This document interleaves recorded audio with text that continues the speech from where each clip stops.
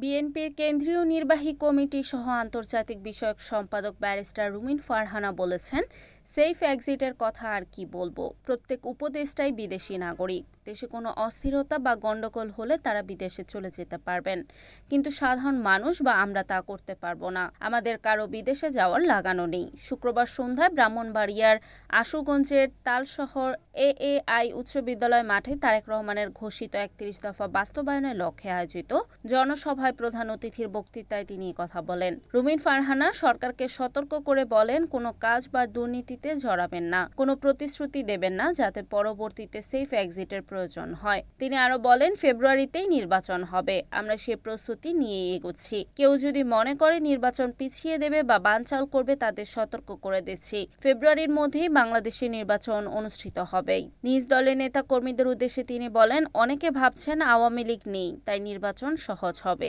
কিন্তু তা নয়, এখন থেকে প্রস্তুতি নিতে হবে। রুমিন ফারহানা আগামীর বাংলাদেশের জন্য লক্ষ্য হিসেবে উল্লেখ করেন চাল ডাল সস্তার, নিরাপদ রাস্তা, তরুণদের চাকরি ও অর্থনৈতিক নিরাপত্তা এবং ঘরে ঘরে দক্ষ জনশক্তি তৈরির বাংলাদেশ। সভা শেষে বিএনপির ভারপ্রাপ্ত চেয়ারম্যান তারেক রহমানের বিবিসিকে দেওয়া একটি সাক্ষাৎকার প্রজেক্টরের মাধ্যমে প্রদর্শন করা হয়। Desk news, NN TV.